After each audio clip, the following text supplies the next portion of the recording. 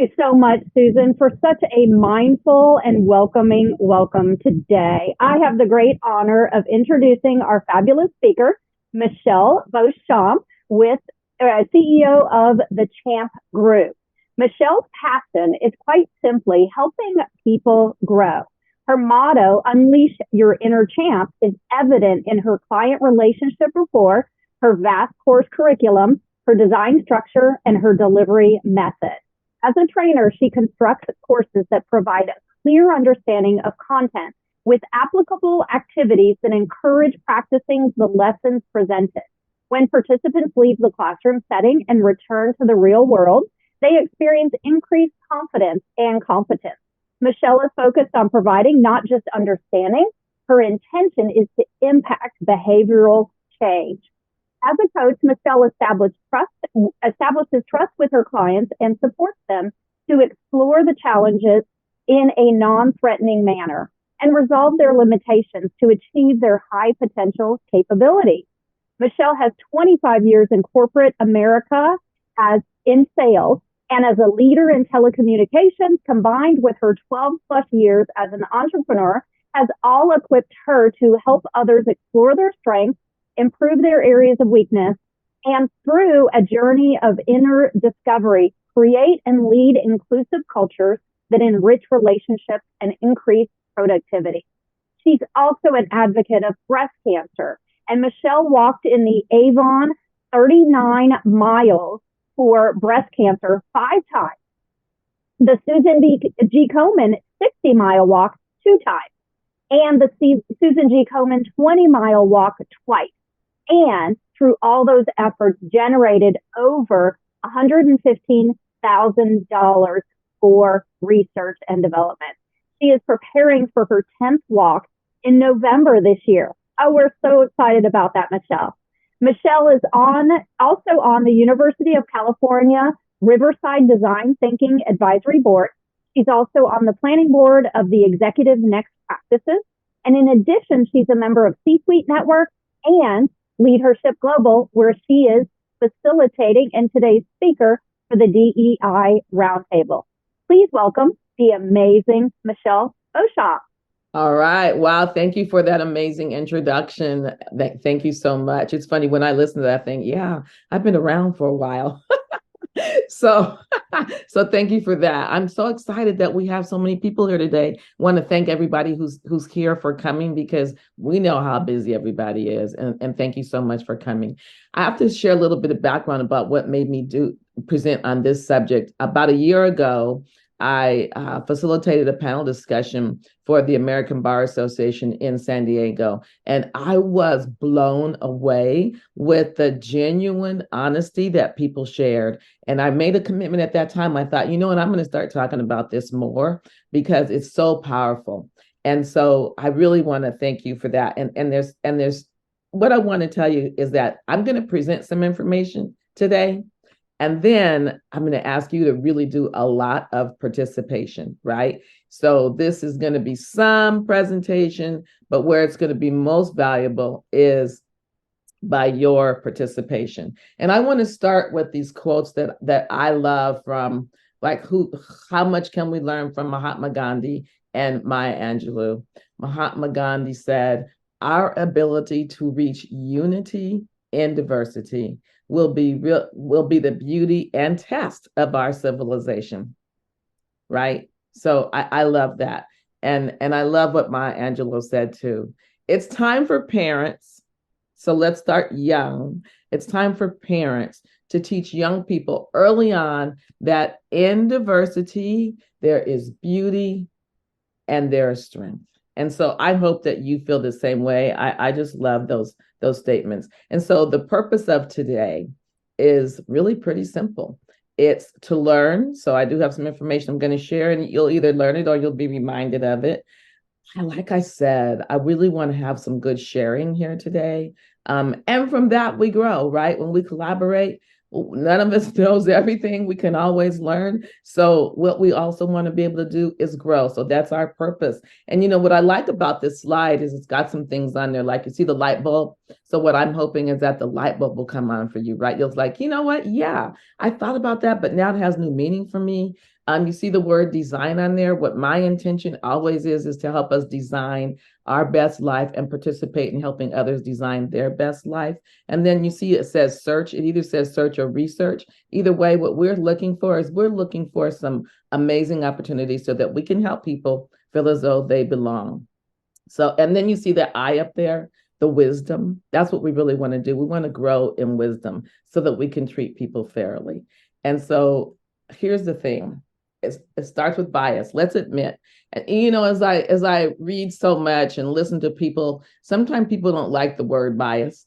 And here's the truth. It's not like it's a bad thing. Bias is not a bad thing. We all have it. The problem comes when we have bias that we are unaware of, and we find that we're treating people differently because of that.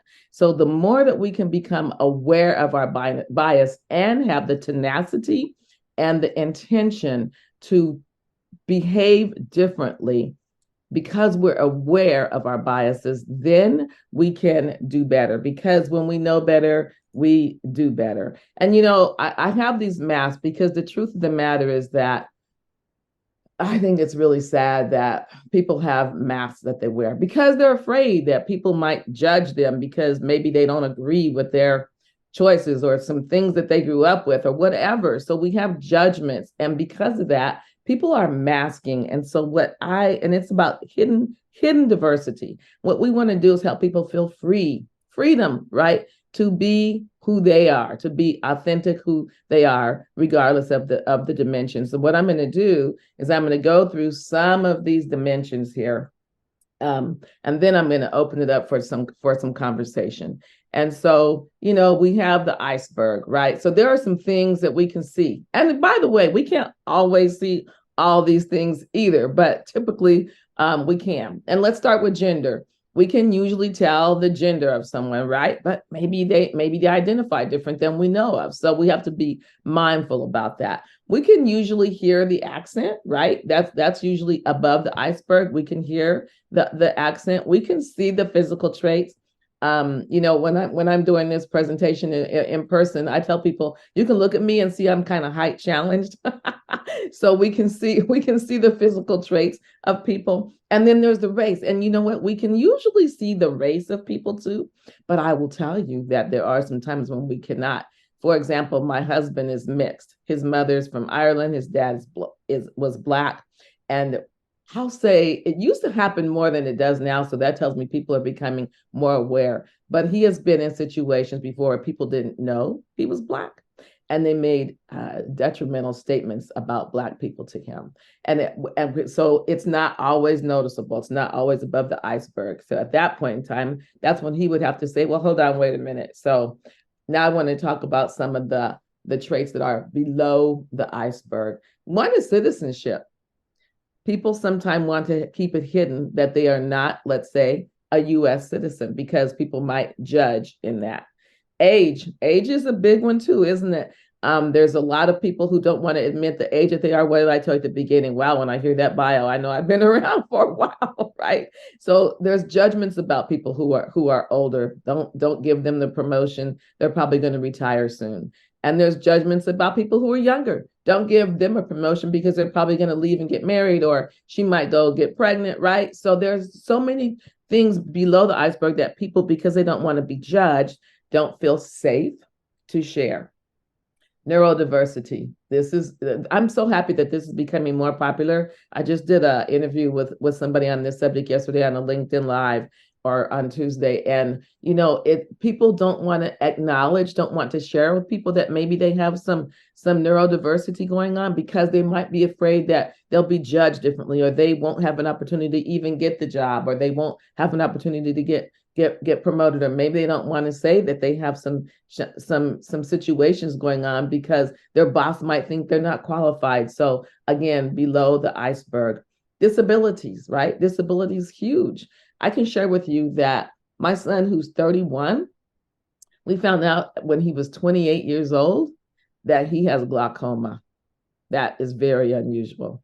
And he had just gotten a new job, and he could not tell them about it because they might be concerned that he'd have to take off too many times to go to the doctor, or he might not be able to function well. So people don't want to share about their disabilities, which is also a problem. Personality, how does that show up? And I'm going to ask you to so that we can have conversations about all this. But personality shows up mostly from people who say they are more introverted, and they don't want to show that they're introvert, and they feel exhausted by the end of the day because they have to bring up so many conversations. But they also feel as though because of their being introverted, they don't get an opportunity to get promoted. They don't get asked what their opinion is in meetings.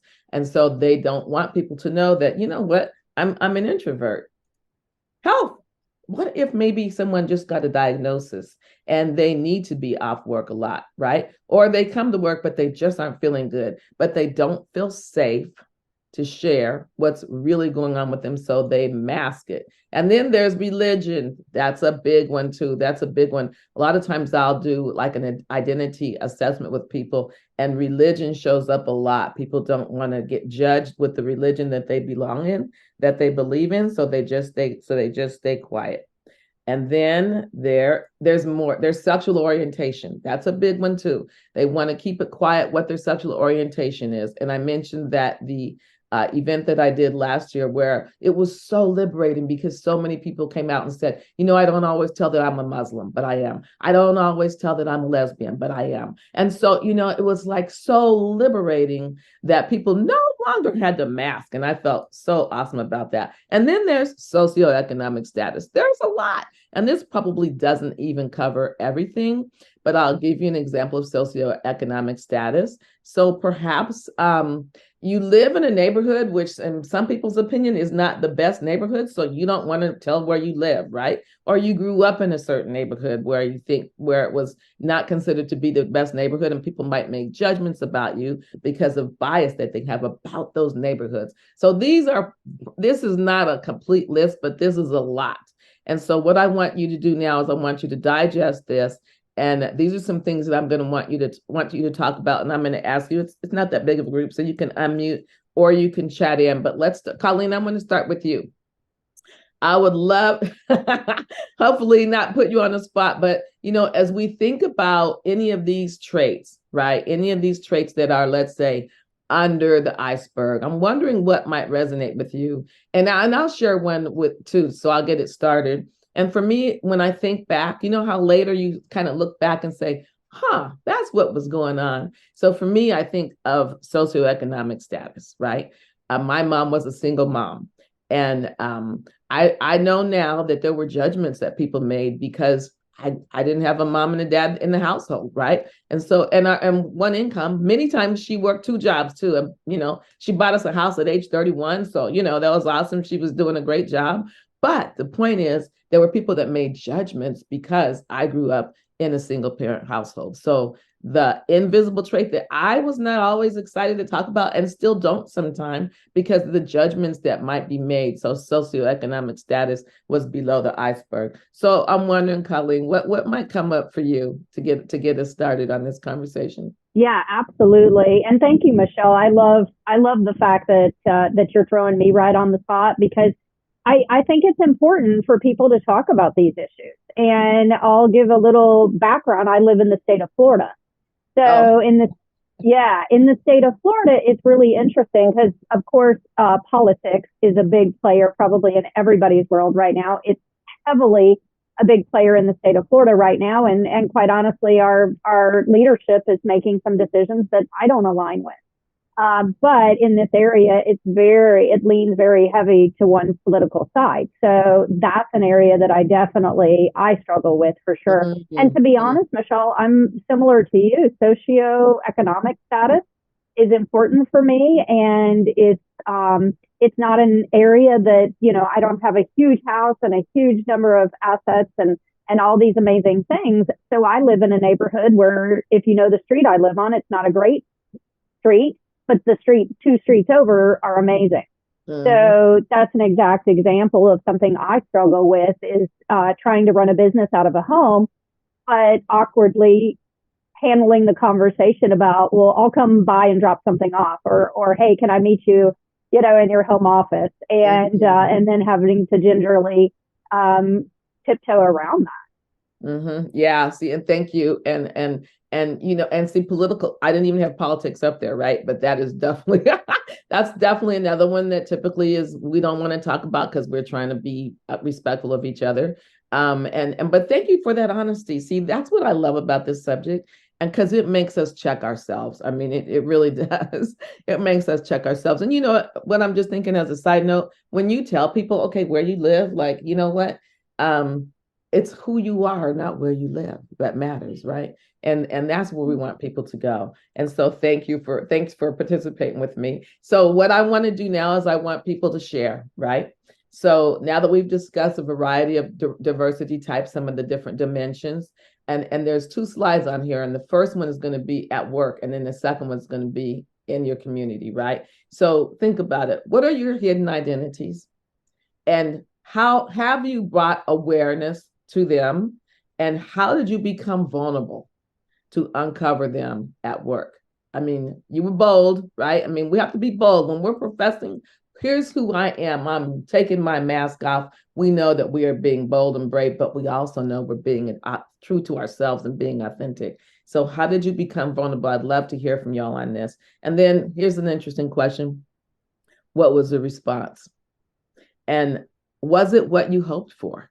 And why or why not? So I want to talk about that. And I'm hoping that you're willing to be bold and participate in the conversation.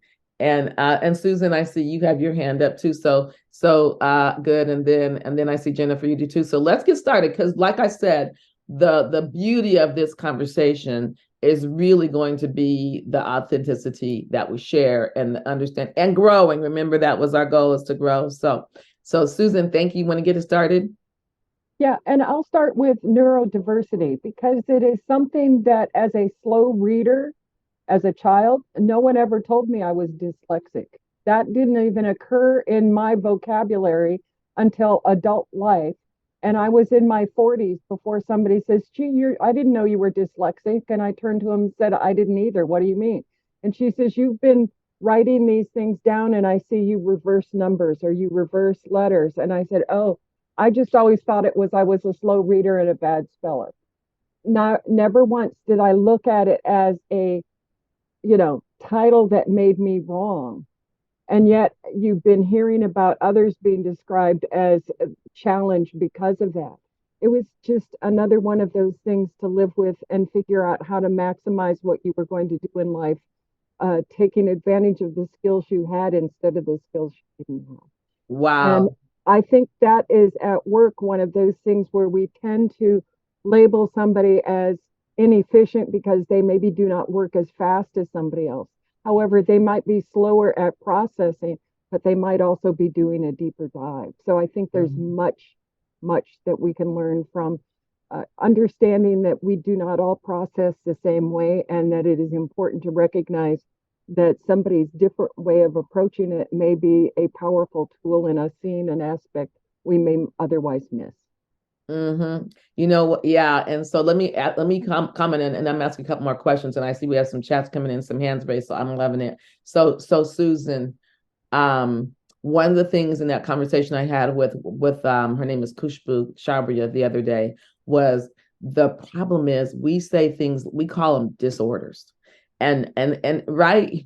And it's not a disorder, it's a difference, which took you so many years to even understand, took so long for you to even understand it, but it's perceived as a disorder instead of something different that we can help people grow through. So I'm curious, Susan, there's such good conversation going on. Yeah, it meant, I would have people double check what I would write. Did I do something in writing that maybe didn't look as professional, quote unquote. It was a long time before I chose to write a book or do anything of that nature because I just thought as a slow reader and not a good speller, that was my worst English was my worst subject. So maybe, putting things to voice was different for me than it was for others. Interesting. So how was it when you started sharing with people so that you could work toward getting some support? Then did you get what you wanted? Was it what you hoped for? I never felt that it was holding me back. Let me put it that way. It was just recognizing what was working well and what required more attention. So I never ever felt that people were not understanding of me. They were just very much when my friend who I was doing a volunteer piece to support her in business, she when she mentioned it, she didn't even mention it in a way that was negative. She just was Good. more out of that curiosity. So in that respect, I've been very blessed to never have it be presented to me as a get over it girl. Okay, that's awesome then. Awesome. Thanks for sharing that. Kara, I think you had your hand next, and then Jennifer. Thank you so much. And thank you for presenting this amazing, honest forum. Susan, also share with you the idea of being potentially judged or how we feel about neurodiversity. Three things came to mind, Michelle, as you were talking, and it's just so amazing since I knew you for a long time ago and see how you've evolved. This is amazing. The three things came to mind about these hidden diversities that I've really grappled with over the past year. One, I was diagnosed as ADHD, but it wasn't until I was 35. I'm almost 50. And slowly disclosing that to people, I'll get two reactions of, oh, that's fantastic. I trust you to actually be even more creative, or I can identify with you more, or thank you for sharing that and being honest. Or two of, oh, that means you're scattered and disorganized. So all of these. So two, a very, very personal thing is this year is fantastic. And I went through a 2-year period prior to that with losing two people in my life, being a caregiver, going through a divorce, having family members die, and then kind of that's midlife of who am I, where am I going to go, and what is it? I've built this, do I even want to be here? And a depression that followed from it, a true depression. Mm-hmm. And shared that with some people, and some people rallied around me. And I had two people in my professional circle who I thought were friends, then use it as we don't trust people who are depressed because we don't know what you're going to do now. In an era of, I thought we talk about mental health as overall health. So it hurt. And then I came around of, you know what? That's their limitation, not mine. Mm-hmm. Yep. And then three, awesome. That's awesome. Yeah, we're able, you know what, and I know you're not done, and I want to continue. Yeah, no, please. Yeah. But what I heard you say was, I mean, you went through it, right? But when you finished going through it, you were like, this is not my problem. This is their problem. And you know what, that shows so much maturity, doesn't it? When we realize that, you know what, this is their problem. And I'm going to hope that they can work through it. But I don't need to get that monkey on my back. So I just kudos to you for not personalizing it, because that's huge. Yeah. Thank you. I personalized it at first for all transparency, but I get it. Then I went through like, no. And now that I'm on the other side of this and back to who I am authentically, warts and all, and it's really interesting that there's another kind of I think hidden issue of people who have gone through a lot and have come through the other side, whatever it is. There is a certain resiliency there that is either celebrated or shunned too. So just thank you for having these conversations and making us more alert to all of these things. Yeah, and thank you for being willing to share it too. And there's a few tech comments in here. God bless Kara for your strength and growing through all this and stand strong. And so that's the whole thing that was shared at the beginning too about this group is it's a safe space to keep it real, right? And so thank you for coming, and thank you for sharing. Yeah, thank you for sharing and yeah, so thank you. And let's see, Jennifer, you had your hand up too. And then Celia, you're next. Okay, so Jennifer. Yeah, I did, thanks. Neurodiversity as well for me. I am dyslexic. I was diagnosed my freshman year of college when I almost failed freshman English. And coming from a long history of voracious readers in my family, and I read so slowly, And the other way that my disability manifests itself is in directions. If I went for a walk in my neighborhood, oftentimes I couldn't get home. If I would go shopping with my mother or with girlfriends and I would come out of the dressing room and I couldn't see them, I couldn't find my way out of the store. And it was very frightening to me to be lost or think, people have abandoned you. And I couldn't understand why I had that until I got to college. And I learned to read all over again. And I very honest with employers once I'm hired, right? And say, I have a learning disability. And I will always ask somebody to check my numbers or my words or whatever. And I will read things a million times, but I may not catch everything. That condition was unfortunately exacerbated by a traumatic brain injury in 2016. And I basically had to take time off with no visual stimulation. And then when I was able to come back to work, had to kind of relearn things and take my time again. And it took about 2 full years before I could memorize a phone number or an address without, and since I'm in human resources and I do payroll and benefits, right, people were very wary of what I was doing and how I was doing it. And I really had to prove to people that I had all these backups and all these fail safes so that people were checking after me. It was good and bad, right? It was good because at least they were paying attention and they believed me. It was challenging because then once people did check, it was kind of like, well, should we check one more time? Do we really trust her? And if you don't, it was almost like there wasn't a difference between trusting my judgment and trusting my ability. That's a big statement right there, Jennifer. That's a big statement. Yeah. And you said, I mean, because the question, how you brought awareness to them and how did you become vulnerable to uncover that work? Well, it sounds like you wanted help and you let it be known. And boy, that's brave, right? Because we all need help. At some point in time, we all need help. And so you raised your hand and you told them what was happening. And I'm disappointed that, then the lack of trust that they had as a result of your honesty and your willingness to say, here's who I am. I'm taking my mask off. Here's who I am. And here's what you can do to support me. So are you still working at that same place? No, I'm not. Now I'm somewhere where it's funny that I've joined my new organization about 4 years ago. And after being there just a couple of months, the CEO asked me how I was doing. And I said, I am here and I feel engaged and appreciated. And at my last employer, I felt tolerated. Ooh, wow. And that was an aha moment for me. Wow.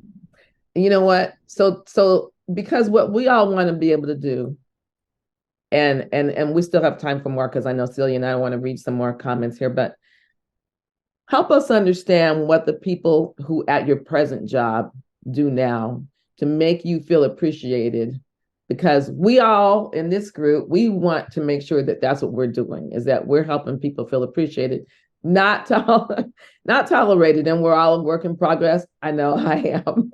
So I'm asking this question, one for me too. One that I'm thinking other people might want to know, but what are they doing? How are they behaving? Or what are they saying to help you feel like they appreciate you for who you are? That's a great question. And I'll tell you, the first thing is FaceTime. All of the executives in our organization walk the floor at least once a day. And even if it's just hi when they're on their way to the bathroom, you've been seen. They make you feel seen. And then the other thing is that my being in HR, I try to walk that floor as well and have everybody else know that they're seen. So you're giving it back. I think so. And then the other thing is that I tell people my door is always open. It's up to you what kind of conversation we have. If you want me to listen, I'm listening. If you want me to be a sounding board, that's fine. If you want to solve a problem, then you have to be part of the solution. And I will play whatever role you need me to, but you need to define it. If you just want a BMW, right? Bitch, moan, and whine, right? Then that's okay. But but we need to know that at the outset. I don't want to try to help you resolve an issue if that's not why you're here. And I think giving people that opportunity makes them think, okay, am I wasting my time? Or could I be constructive with my time that I have with Jennifer? And that's really, really helped. That's awesome. Hey, Jennifer, I got to tell you now, that's a new one for me, BMW. That's a new one for me. Oh, I love it. I love it. I was like, wait, what's she getting to on that BMW? And then good thing you spelled it out. So that was awesome. Go ahead. I was debating whether or not I could use the B word, but I'm among friends, so. Yeah, exactly. It was fine. So we have some messages in here in chat that I want to share too. Your story is amazing. Your bravery is amazing. Yes, very brave to ask for assistance while showing up fully, willing to put a full out effort to be productive and at your best, right? So yeah, and that was from Susan, and Kara said, let's see, in a meeting yesterday, I said I grew up blue collar. Afterward, one attendee came up to me and said it was brave to disclose that among a group of attorneys and CPAs. And you just, and Kara, you're like, wait, what are you saying, Kara? Unmute for a minute. Even I don't know if it was a class.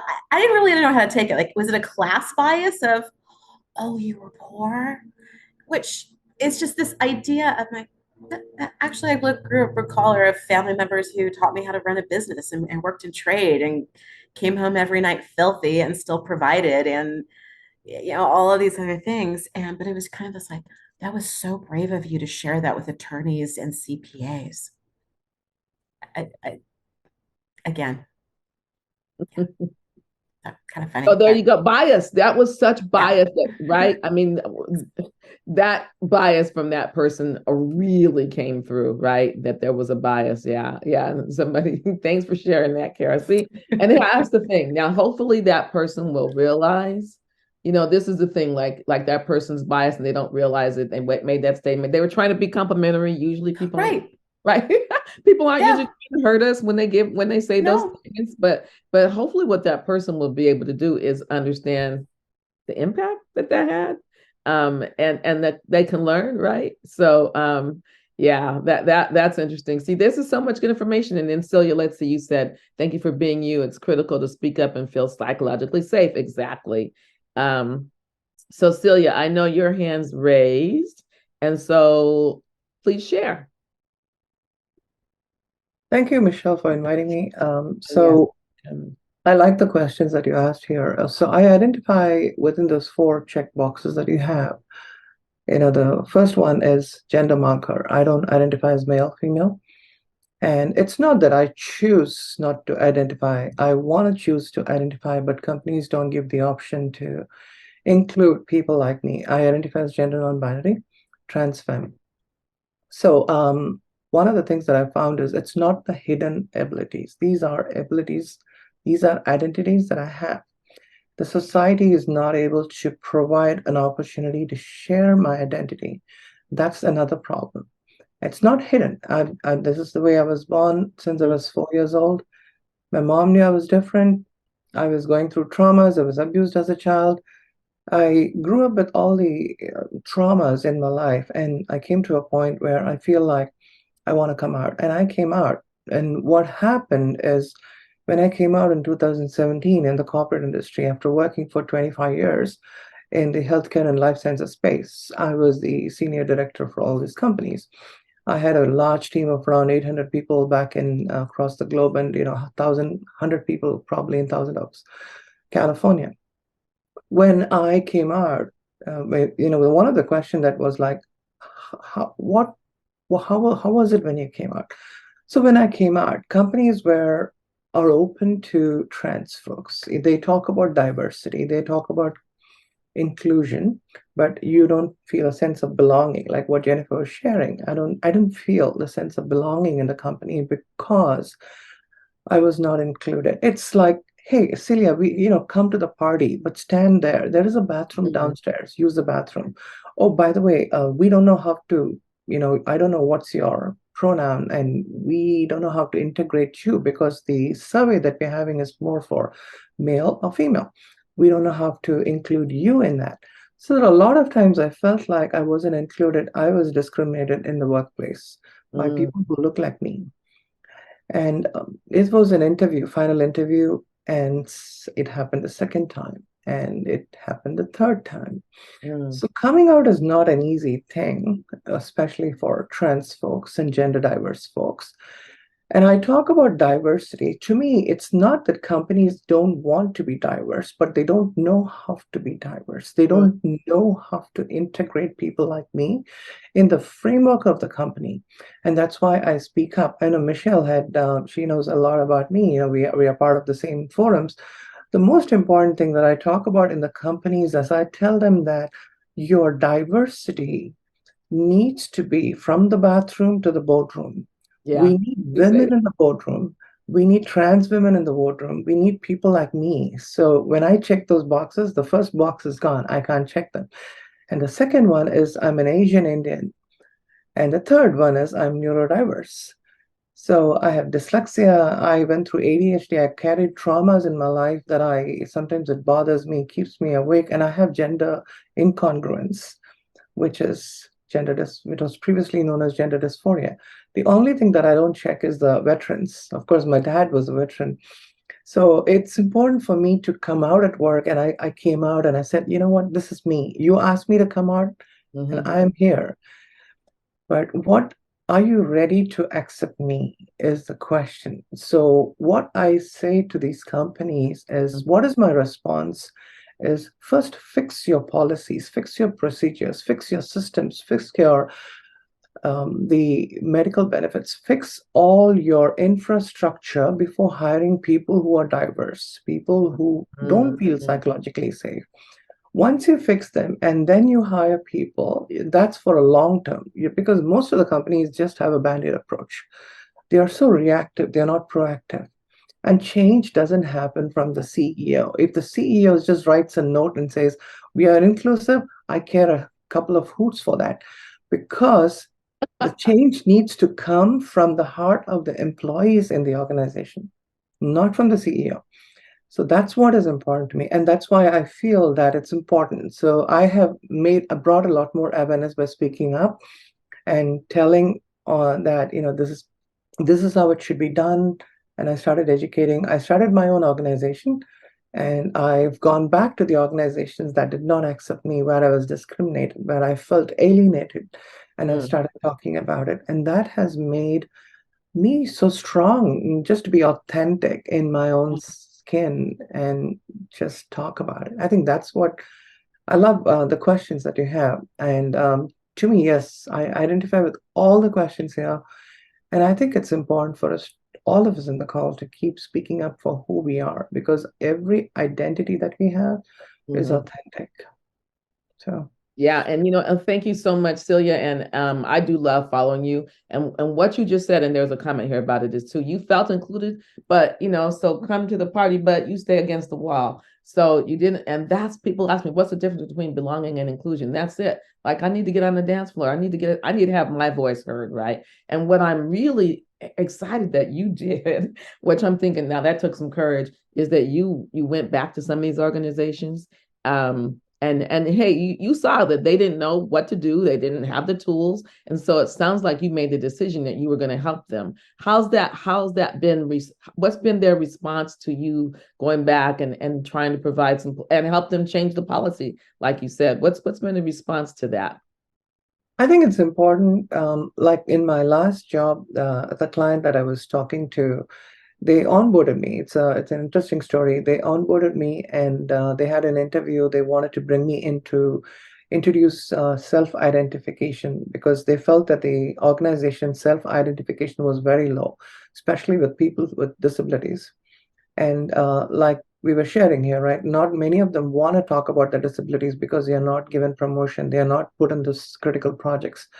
And to me, I'm not only a person with disabilities, but I also have, I'm a gender non-binary. So what I felt was the organization, when they brought me in, they told me that, Celia, we cannot onboard you because you have a security issue. I called the HR and they didn't respond. I called this organization through a hotline and I said, hey, you were ready to onboard me. What happened? Why did it stop? What happened? And they said that, oh, I'm so sorry. We need to figure it out. It's such that you have a security issue. So I told this HR investigator to go and figure out what's going on, because a security issue for an immigrant person like me, I've been in the country for 26 years, is a loaded statement. So you need to be very careful when you say words like, oh, we have a security statement, and I have dyslexia, and I have PTSD. And if you tell me that, I'm not going to sleep the whole night. For 3 months, I was struggling. And then the company comes back and tells me that, okay, you know what, Celia, it's not your problem, it's our problem, because we didn't know how to onboard you. I'm like, seriously? You didn't know how to onboard me? And that was your issue? So and I told them, you know what, I'm not going to tell you what to do because I know exactly how to help you. And that's what I do for organizations. But for you, I want you to figure it out. I'm not joining in as Daniels because I want to be Celia in this organization. I don't know how you're going to do it, but figure it out. Their HR, the legal, their DEI, the communications team, everyone sat together, the employment law, and then they sent me a laptop the immediate week. And when I came into the organization, everyone was so surprised. And I became very popular because they have never hired a person like me in the past 40 years of the organization. So when they first brought me in, they said, Celia, you actually changed a 40-year-old conservative organization. Wow. To me, I felt so humbled and honored because sometimes we are in these places where they don't know how to do it. So we keep educating them. And that's how it was. Women were not allowed to vote, right? And then there were people of color who had different bathrooms. So we are learning from history. We want to change the history. And that's what is important for organizations, to learn from the past and move into the future. Like you talked about productivity, innovation, creativity. It's so important. And that's vital for when you bring in people of color, when you bring in people who are different, when you bring in women who are more women leaders who are more compassionate. So it's a lot. And that's why I think it's important. That's awesome, Celia. Let me share with you some of the comments that are coming through. Thank you for sharing your story. So inspiring, the difference between being included and being valued. So beautiful. Then Sam said, thank you, Celia. This is exactly why I have issues with HRC Equality Index. It gives away too many companies, 100, and doesn't address the social and belonging aspects. And then also Kara loved the brilliant statement, bathroom to the boardroom.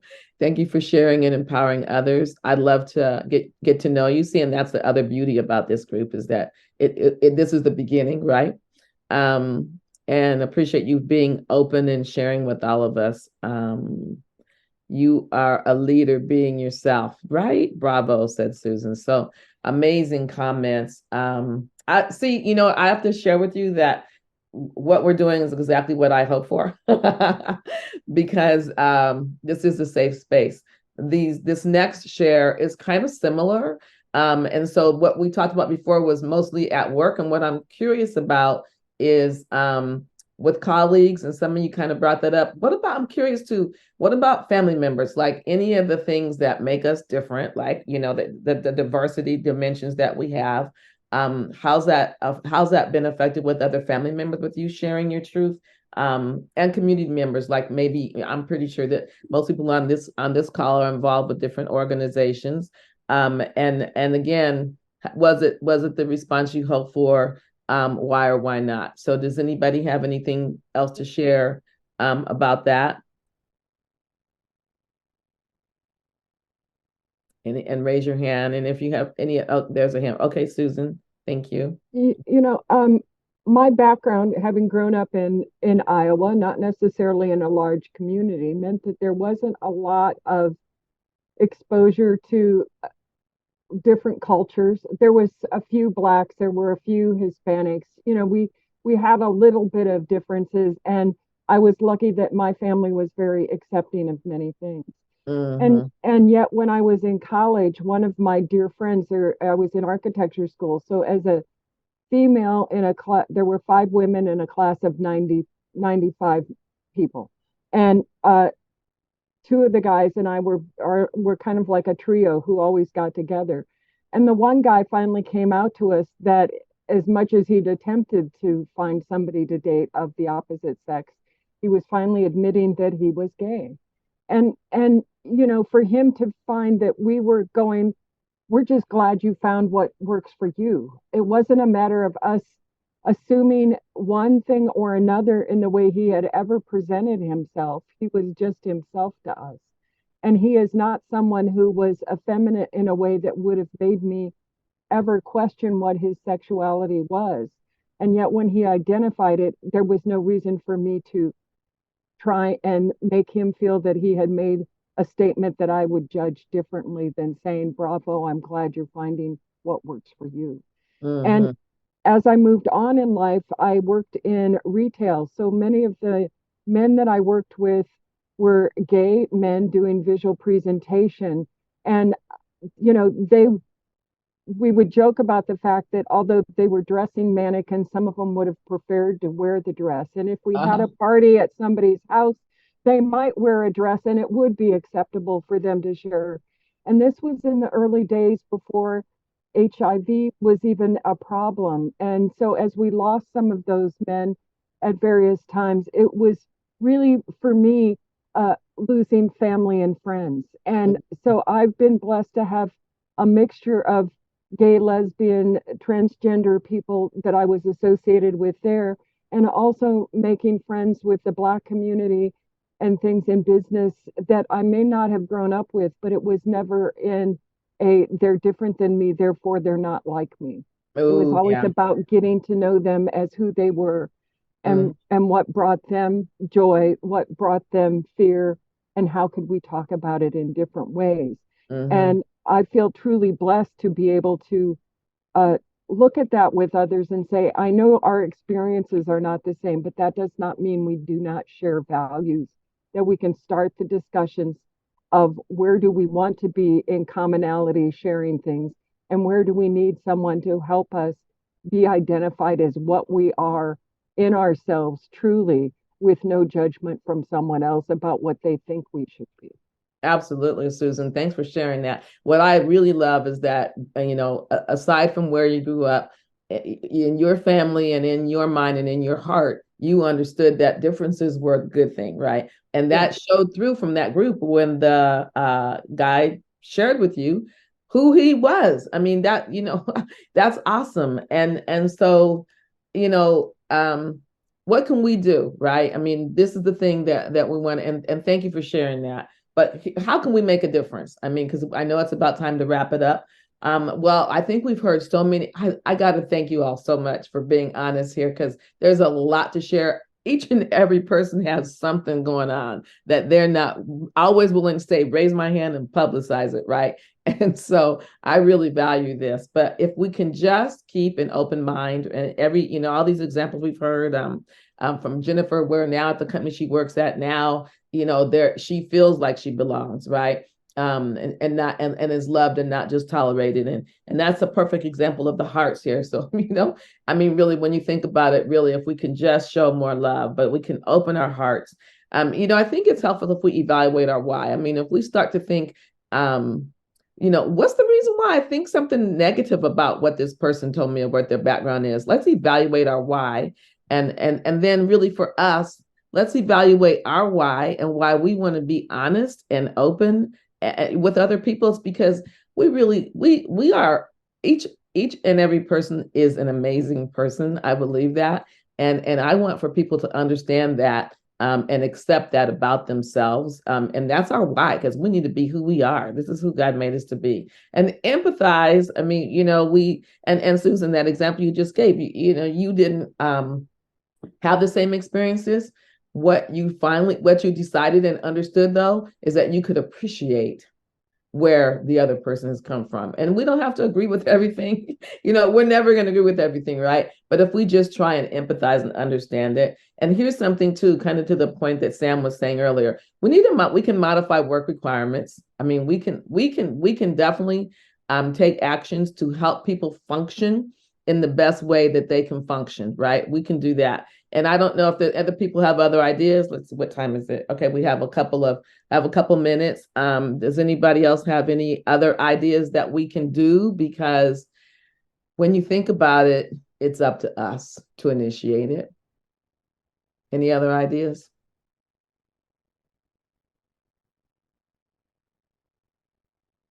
So here's what I'm going to do.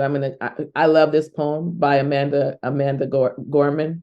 This is what she shared, The Hill We Climb at the 2020 Beautiful inauguration. And I just took a portion of this because I love these particular lines, as I think they do show what we can do. So it says, when the day comes, we step out of shade, aflame and unafraid.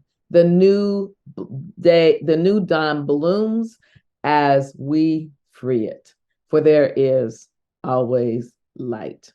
If only we are brave enough to see it.